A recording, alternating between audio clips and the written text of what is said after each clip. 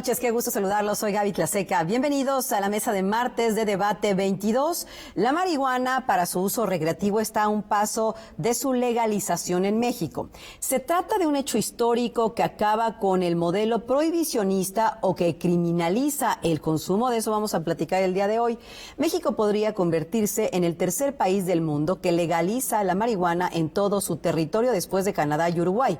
Las modificaciones a la ley llegan con la promesa de un cambio de rumbo en la política antidrogas que ha hundido, no podemos negarlo, al país en una fuerte crisis de violencia. Se habla de que la nueva ley podría ser un arma contra la desigualdad y para recaudar miles de millones de pesos en impuestos. ¿Será? También siembra pues la enorme esperanza de hacer justicia a los sectores más vulnerables y desprotegidos. La prueba de fuego, sin lugar a dudas, de estas promesas estarán discutiéndose en el Senado. Recordemos que el Senado, la Cámara Alta, tendrá que emitir una decisión definitiva sobre la aprobación de la ley a más tardar el 30 de abril. Para hablar de este tema, saludo a mi querida amiga y muy reconocida periodista Tere Vale. Tere, ¿cómo estás? Buenas noches. Querida Gaby Tlaseca, un privilegio de veras que me hayas invitado. Muchísimas gracias, con el cariño de muchos años. Gracias a ti y también un enorme gusto a una mujer que sabe de estos temas, y me refiero a Eda Martínez, presidenta del Consejo Mexicano de Cannabis y Cáñamo. Eda, ¿cómo estás? Buenas noches. Pues un honor estar compartiendo con ustedes y agradeciendo, por supuesto, el espacio a nombre del Consejo Mexicano de Cannabis y Cáñamo. Bueno, comenzaría diciendo, queridas a ambas, que asociaciones como México Unido contra la Delincuencia consideran que aunque se legaliza la producción, el comercio de la marihuana, no se legaliza su portación y su consumo más allá, claro, de los 28 gramos que ahora se podrían portar, y que las nuevas modificaciones a la ley se limitan solo a la tolerancia, ya que no elimina la posibilidad de ser detenido o tener sanciones penales o multas, lo que podría dar pie a extorsiones y la criminalización todavía, pues, de los consumidores. A ver, Tere Vale, ¿qué opinas al respecto? Pues mira, Gaby, yo tengo muchos años te estoy hablando de 25 o 30 años de estar luchando por la despenalización, no solo de la marihuana, sino en general de las drogas. Creo que hay muchos prejuicios alrededor de esto y me parece que sí, los cambios que se dieron en la Cámara de Diputados son un pequeño avance que no significa que realmente el problema esté resuelto. Mientras en nuestro vecino Estados Unidos, por hablar de un estado, California, está permitido el consumo, la aportación, la comercialización, en fin, aquí en México son tantos los prejuicios, vuelvo a decir, que tenemos con relación al consumo, que decir que el consumo lúdico está permitido les parece como que realmente ya se resolvió el problema. 28 gramos no es la solución, 6 plantitas en la casa u 8 si viven 2 personas tampoco es la solución. Cuando hay un problema pues muy serio en cuanto al cultivo, estamos importando marihuana, eso hay que decirlo, cuando deberíamos de estar produciéndola.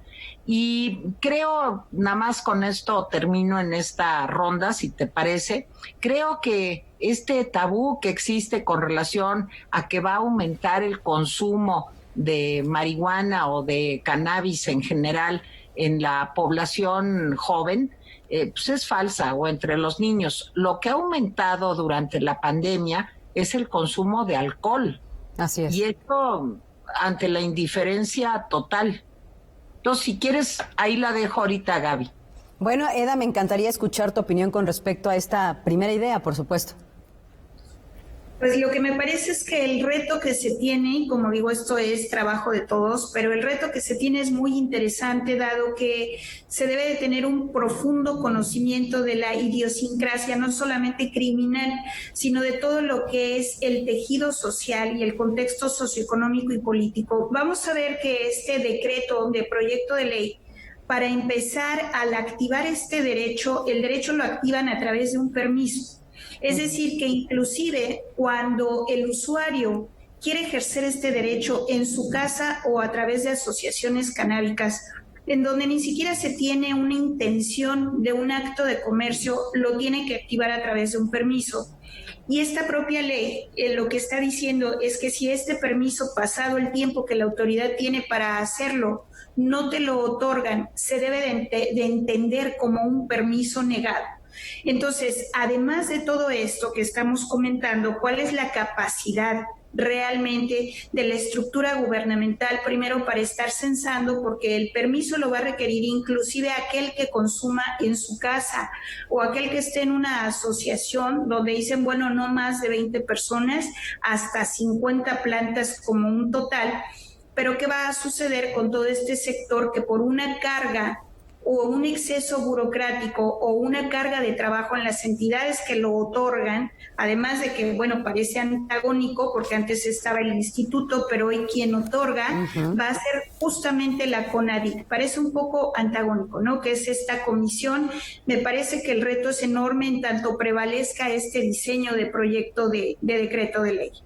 Ahora, se ha discutido mucho justamente de que hay una enorme diferencia, abismal diría yo, entre legalizar y despenalizar. ¿La marihuana sigue siendo, y esto te lo pregunto, Tere, o estando prohibida? ¿Solo estamos flexibilizando para entender esta idea? Pues mira, yo creo que lo que dice Eda tiene absolutamente toda la razón y yo coincido. Mientras CONADIC sea, digamos, la institución por la que pasen los permisos y toda la línea de producción, distribución, comercialización, pues no estamos hablando de que es legal el consumo, ni siquiera estamos hablando de que con fines médicos, que es algo tan importante, se esté ya aprobando claramente que se puedan utilizar pues estos productos libremente. Pero mientras no exista una institución que de una manera ágil, rápida, sin prejuicios, porque CONADIC, recordemos que combate el consumo de drogas. Entonces ahora cambiar de giro, digamos, a poder darle seguimiento a toda una línea de producción, pues yo creo que hay muchos pensamientos atávicos, prejuicios, que no van a permitir que esto se desarrolle con la velocidad que necesitamos. Finalmente, mientras en otros países se recaudan millones y millones de dólares en impuestos, aquí todavía, repito, estamos importando cannabis, porque no se permite una producción de una manera fácil, rápida, expedita, sino que median desde luego los prejuicios. Me parece un poco, para decirlo claro, atole con el dedo.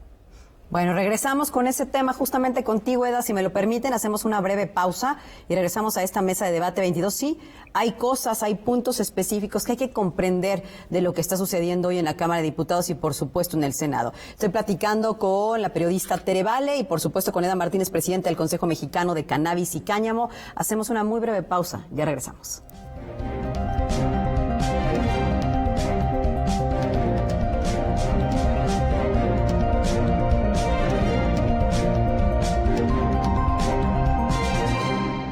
Ya inició el proceso electoral 2020-2021. Y en el Tribunal Electoral de la Ciudad de México, protegemos tus derechos político-electorales respetando todas las medidas de seguridad sanitaria. Con el fin de brindarte la atención que mereces de forma segura, habilitamos la modalidad a distancia. Llama al 55 53 40 4600. En caso de que nos visites, te invitaremos a seguir los protocolos de salud. Tribunal Electoral de la Ciudad de México, garantizando justicia en tu elección. ¿Será verdad? Aquí dice que no está confirmado, aunque es tendencia. Pues tiene muchos me gusta la persona que lo publicó. Ay, ¿y eso qué? Hay muchas noticias falsas. ¿O exageradas? Eso sí, abuela. Yo siempre busco más información en otros lugares y comparo fuentes. No como mi compadre, que siempre publica cosas sin checar. Verifica y participa de manera informada. Contra la desinformación, contamos todas, contamos todos. INE UNESCO. Tener un espacio público así cambió mi manera de disfrutar la colonia. Conectarse gratuitamente desde cualquier lugar antes era algo imposible. Hoy es una realidad. Con senderos así, camino segura todos los días. Ahora vivimos vivimos en una ciudad donde todas y todos podemos ejercer nuestros derechos. ¿Seguimos o nos regresamos? Sí, que siga la transformación. Morena, la esperanza de México.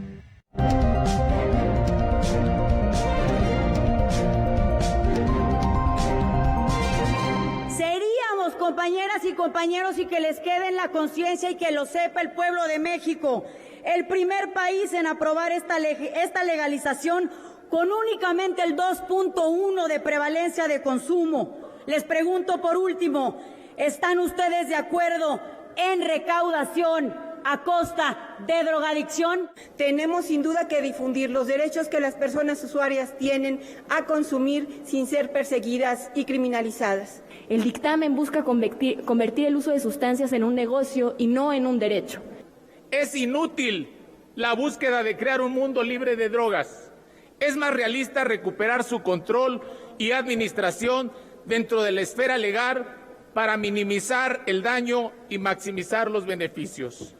Es una falacia que si se legalizan las drogas, el Estado puede fijar impuestos y gravámenes sobre la venta de estas sustancias. Debemos estar orgullosos de tener en nuestro país las condiciones ideales y contar con la experiencia en el cultivo de esta planta, la cannabis. Estamos abriendo las puertas para que otro tipo de drogas más dañinas circulen entre la población más indefensa. Las leyes son graduales, son perfectibles, así que estamos en el camino. Y retomando las voces de allá afuera, no sean mochos, no se limiten, fúmense un cigarrito, porque la mota legal eleva la moral. Muchas gracias, compañeros. Muy bien. Bueno, escuchábamos ahí distintas posturas en la Cámara de Diputados, pero si alguien sí sabe de este tema es Eda Martínez, presidenta del Consejo Mexicano de Cannabis y Cáñamo. ¿Qué te parecen todas estas asociaciones de ideas, querida Eda? Platícanos. Pues primero que nada que es muy legítimo que cada uno exprese sus derechos, pero debemos de ser muy pertinentes cuando se expresa desde una plataforma de la tarea legislativa. Entonces, hablábamos, está despenalizado, está legalizado.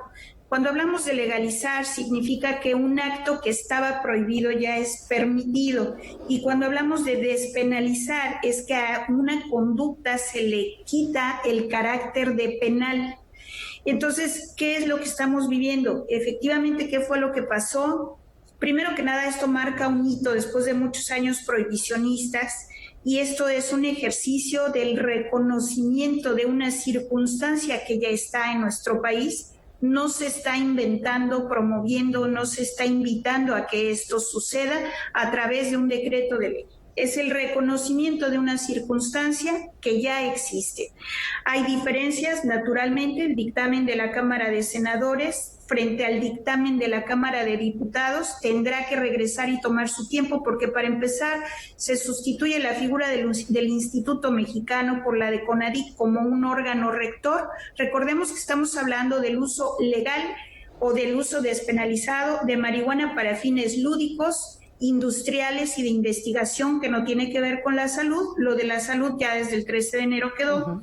Pero hay muchas cuestiones que tendrán que discutirse y ponerse de acuerdo la Cámara de Origen y la Cámara de Senadores. Lo cierto es que, como decíamos, esta es una tarea de todos. Es el reconocimiento de una circunstancia que ya existe, tanto de consumo como de la actividad en un sector primario, que es el sector de los cultivadores, en donde si de por sí ya es vulnerable, el diseño de leyes los deja en una asimetría total. Por ejemplo, en la parte farmacéutica, en donde se puede importar materia prima, pero no se puede exportar materia prima, y no se les acompaña después de que se les hace romper el vínculo con sus patrocinadores tradicionales, pero no se les acompaña a través de créditos, un protocolo de cultivo y otros diseños que deben de ser urgentes o de reconocimiento urgente. Creo que se debe tener más precisión en los conceptos técnicos, se debe de tener una evaluación como tal. En efecto, el que se transite ya un camino regular no garantiza que se tenga del día a la mañana una base contributiva si no hay políticas públicas fiscales estratégicas. Totalmente de acuerdo. Bueno, diversos analistas y expertos cuestionan si México está preparado para una apertura, aunque sea con fines lúdicos. Hay quien dice, mi querida Tere, un día tú y yo lo escuchamos sobre una mesa, estábamos las dos en esa discusión, quien dijo alguna vez en aquel entonces, hace muchos años, que si se legalizara la marihuana, todos saldríamos a fumarnos un churro inmediatamente. Yo considero que no sería así. ¿Tú qué opinas, Tere? Bueno, Gaby, es que hay un concepto de un Estado que se tiene que meter en tu recámara, que te tiene que tutelar como si tú fueras subnormal o no tuvieras la capacidad de tomar decisiones. Mira, yo además de ser periodista, y muchos lo saben, soy psicóloga, he trabajado muchos años con niños. Y realmente el que un niño sea protegido con campañas de prevención, el que haya cuidado para que su desarrollo neuropsicológico no se vea afectado por el consumo de drogas, pues me parece muy bien. Yo creo que eso es algo que hay que festejar y promover y de veras hacer buenas campañas. El problema es cuando tú quieres tutelar la conducta de un adulto. Un adulto, en su sano juicio, en plena capacidad y uso de sus facultades mentales, no necesita ser tutelado por el Estado. Tiene todo el derecho a tomar la decisión que quiere. Estamos viviendo como en aquellas épocas de Al Capone, cuando tomarse un whisky pues era algo realmente sancionado. ¿Y cuál fue el resultado de eso, de los Al Capones, de los Frank Nittis? Bueno, pues que un día se dieron cuenta que esa estrategia prohibicionista lo único que dejaba era un baño de sangre y no acababa con el gusto de tomarse una copa. Yo nada más quiero plantear esta pregunta. ¿Cuántos accidentes automovilísticos al año hay por consumo de alcohol? ¿Y cuántos accidentes automovilísticos hay por consumo de marihuana? Respóndanme. Y eso no quiere decir que se promueva el consumo en los niños ni en los jovencitos. Se trata de que los adultos tengan la capacidad de tomar sus propias decisiones y no depender de lo que ordene, un Estado paternalista. Este cambio ya se ha visto en muchos países y ha funcionado así. No ha aumentado el consumo en los niños y jóvenes. En ese sentido, yo también te preguntaría, Eda, la aprobación llega cuando aún tenemos algunos problemas de adicciones por resolver, diría yo, bastantes, con sustancias como el alcohol, ya lo decía Tere, y también el cigarro. Y cuando los institutos o centros destinados justamente a inhibir, a hacer esas campañas que también mencionaba Tere, pues han sufrido una cuantiosa reducción en su presupuesto este año. ¿Qué podemos esperar en este sentido? Ustedes como expertos, ¿qué opinan? Primero, lo que se debe esperar es que se tenga un reconocimiento pleno y que se vea por qué la urgente necesidad de poner reglas del juego. A veces nos distraemos con cosas y nos parece que el hambre es normal y la educación es extraordinaria. No, no es así. La situación está. Las reglas del juego lo que quieren decir es precisamente tutelar el derecho a la salud de los menores y el derecho a un mundo sin drogas, porque en el momento en que se está regulando esta conducta con reglas que no afecten a los menores, inclusive el propio diseño del decreto de ley está cuestionando y está dejando un compás de espera en donde tenemos mayores de edad, si bien es cierto, pero dice que se debe hacer especialmente el cuidado entre aquellos consumidores entre 18 a 25 años y estoy segura que lo hicieron con conocimiento de causa científica.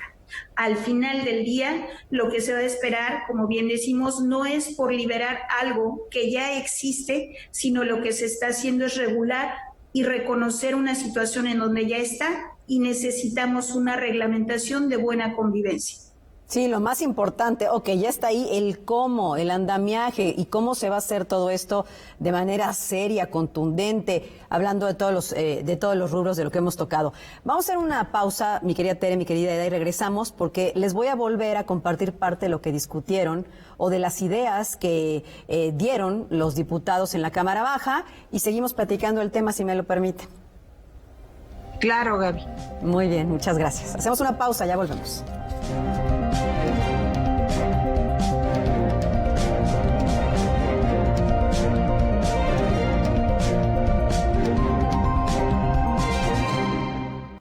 Negocios cerrando, empresas dejando el país, jóvenes sin perspectivas de futuro, impuestos altísimos y sin beneficios para la gente. Tenemos el talento y el ingenio, pero falta voluntad política. Cambiar el chip es creer en la economía creativa y sostenible. Si no cambiamos la forma de pensar y de hacer las cosas, no esperemos resultados diferentes. Es posible vivir mejor. Sí hay de otra. PAN, Acción por la Ciudad de México. El Tribunal Electoral del Estado de México resuelve con justicia y celeridad las controversias jurídicas derivadas del proceso electoral. Las magistradas y los magistrados garantizamos tus derechos político-electorales conforme a los principios de certeza, imparcialidad, objetividad, legalidad y probidad, y resolvemos de forma pronta y expedita los medios de impugnación con la emisión de sentencias. Este proceso electoral tú eliges y nosotros protegemos tu decisión. Tribunal Electoral del Estado de México. Tu voto tiene tanto poder que aunque tu candidata o candidato no gane, igual cuenta. En el frente están las candidaturas de mayoría relativa. Detrás, las candidaturas de representación proporcional. Cuando marcas la candidatura de tu preferencia, también estás votando por la lista de representación proporcional del partido que elegiste. Y si tu candidato o candidata no gana, tu voto sigue contando para elegir a quienes integrarán la Cámara por representación proporcional. El 6 de junio, el voto sale y vale. INE.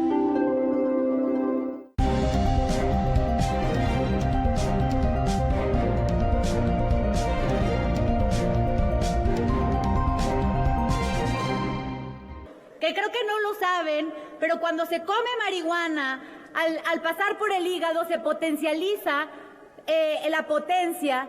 Una persona podría estar en un viaje durante 4 días. Esto es lo equivalente a lo que ustedes están aprobando.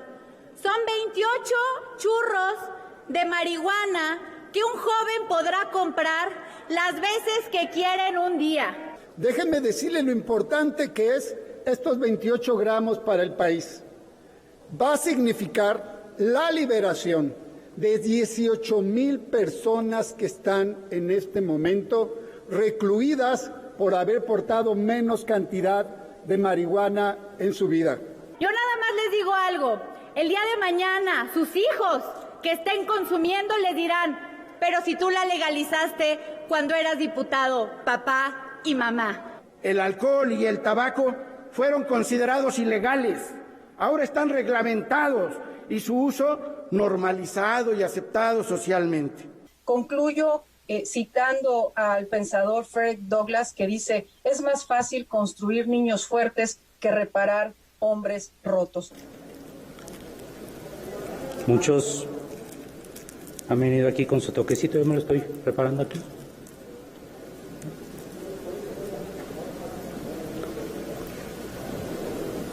Para demostrar que es un discurso moral, porque no los conocen, van aquí afuera y se los consiguen, los traen para discutir sobre si sus hijos van a estar más expuestos o no a un toque, pero bueno. Escuchábamos y veíamos la enorme pluralidad, diría yo, de ideas en la Cámara de Diputados. Tere Vale, ¿qué opinas?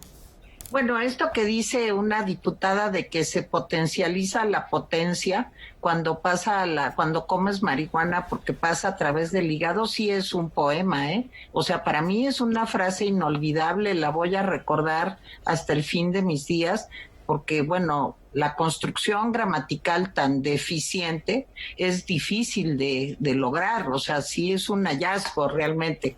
Pues mira, Gaby, yo creo que es un problema cultural, vuelvo a decir. Es un problema cultural, no queremos entender que el mundo ya cambió, que estamos en otra circunstancia, que hay un problema, claro, de drogadicción, pero que nosotros, con todo y que dicen que ha aumentado mucho el consumo, no nos acercamos a los grandes países consumidores como Estados Unidos, por ejemplo. Nosotros estamos poniendo los cadáveres, la sangre, y ellos están poniendo el consumo. ¿A quién le conviene más que a nadie que no se legalice la marihuana? Pues a los narcos. ¿Por qué? Porque es un negocio redondo. En lugar de capitalizar este producto, de exportarlo, de poder hacer medicamentos, vuelvo a hablar como psicóloga. Hay muchos pacientes, niñas, niños, adultos, que tienen, por ejemplo, epilepsia, que solamente pueden ser curadas sus crisis convulsivas, pues con un medicamento que tenga cannabis. Y hay muchos padecimientos neurológicos o enfermos terminales con cáncer, y eso a mí me tocó vivirlo de primera mano, que solo pueden sobrevivir a dolores terribles fumándose un churro. Yo no creo que solamente se tendría que modificar el criterio en cuanto a la marihuana, sino también en cuanto a la amapola.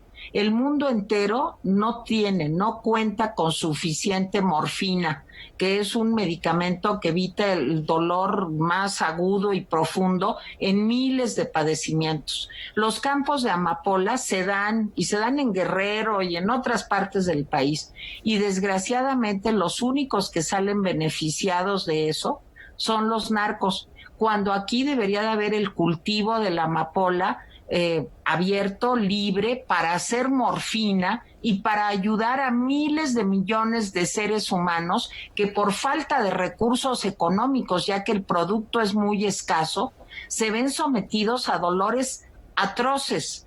Entonces, por favor, ya cambió el paradigma. Cambiemos de veras de mentalidad, protejamos a nuestros niños, protejamos a los adolescentes y dejemos que los adultos sean responsables por ellos mismos, con una reglamentación, como decía Eda, pues que permita no solamente evitar la venta, el narcotráfico por abajo del agua, sino que permita además tener una sociedad más sana, reconociendo una situación como la del alcoholismo o el tabaquismo. El tabaquismo sí ha bajado, ya quedamos pocos que fumamos. Qué bueno, afortunadamente, pero el alcohol va para arriba y nadie se ocupa de eso. Y qué bueno, porque yo estaría en contra de que se prohibiera. Totalmente, Tere. En ese sentido, Eda, el tema del negocio. ¿Hay piso parejo para empresas mexicanas que quieran pues ser disruptivas en este tema? Al parecer ya hay corporativos internacionales muy interesados en entrar en el mercado mexicano. Por ahí asociaciones civiles se quejan de que no hay un piso parejo. ¿Y qué pasa en el tema de la tecnología? Hemos escuchado que incluso en otros países hay aplicaciones donde geolocalizadamente, como si fueran cafés, puedes encontrar tiendas donde se venda la marihuana o te la pueden llevar hasta la puerta de tu casa. A ver, platícanos, Eda, para cerrar con esta idea. Pues iniciemos para un dato muy interesante, un dato duro de economía. Los más conservadores están proyectando que el valor de este mercado con los usos farmacéuticos y no farmacéuticos puede significar $2,000 millones anuales. De estos $2,000 millones anuales, si nosotros viésemos que hay un IEPS, por ejemplo, entre otros impuestos, además de los traslativos y los que gravan riqueza como el ISR, pero el IEPS de un 35%, estamos hablando que la inyección a la economía de nuestro país en momentos donde necesita una fuente diversificada de ingresos puede significar unos $1,700 millones. Entonces, ¿qué pasa con los jugadores? Cuando sabemos que una masa importante de nuestro país del emprendedurismo están en las pymes. Bueno, primero que nada, no solo no hay piso parejo, sino que hay sectores asimétricos. Estamos hablando de que la siembra, cultivo y cosecha está permitida, pero en este momento está permitido y están las reglas para la parte farmacéutica, pero dicen a partir del 13 de enero, ¿sabes qué sector agrícola? Todavía no tienes reglas claras para entrar a jugar, porque esto lo va a dictar la SADER, la Secretaría de Agricultura y Desarrollo Rural, a través de Senacica para ver inocuidad y a través de SNICS para que registres la semilla. Mientras todo esto sucede, el transformador que necesita un derivado farmacológico va a comprar con aquellos cultivadores que ya tienen buenas prácticas agrícolas, convirtiendo a nuestro país en un país de consumo de materia prima, no en un país de participación estratégica en uno de los sectores más lastimados de nuestra economía, que es el sector primario, sin un acompañamiento robusto para todas las herramientas, empezando por tecnificación de los cultivos y terminando con un correcto gerenciamiento de todos los elementos de talento humano y económico que se requieren para detonar el campo mexicano. Se va a poder importar materia prima, pero no se va a poder exportar materia prima, por lo menos en el diseño de uso farmacéutico. Totalmente, por eso la leñada solo para la venta en México, que también se estipula en estas modificaciones. Se nos está acabando el tiempo, Tere, Eda. Yo nada más les haría una pregunta y les pido que me contesten con un sí o con un no, como ustedes lo crean conveniente. Tere, yo te preguntaría, ¿estas modificaciones a la Ley General de Salud sí realmente atacan al crimen organizado? No. Eda, te hago la misma pregunta. No. Muy bien. ¿Qué les parece si una vez que esté en el Senado y que pues realmente veamos los alcances de estas modificaciones a la ley, las vuelvo a invitar para hacer una segunda parte y ver exactamente cómo es que quedan estas modificaciones, a quién beneficia, a quién perjudica, o si hay grandes pasos o hay otros retos por justamente alcanzar? ¿Les parece bien? Nos parece muy bien, pero nos puedes invitar antes, Gaby. Bueno, yo feliz, yo las tendría aquí todos los días. Que nos invite antes. No, de veras un privilegio haber estado con Eda, una mujer que de veras lo sabes todo, me encanta, disfruté mucho, aprendí, y estar contigo, Gaby, pues es algo entrañable, como una querida amiga que eres. De veras, gracias. Igualmente, mi querida Tere Valeda, muchísimas gracias también por tu aportación. Con un regalo, de verdad, un placer, un placer. Gracias a ambas y gracias a la audiencia de Canal 22 como cada martes. Soy Gaby Tlaseca, los espero la próxima semana, por supuesto, aquí en esta mesa de martes de Debate 22. Buenas noches.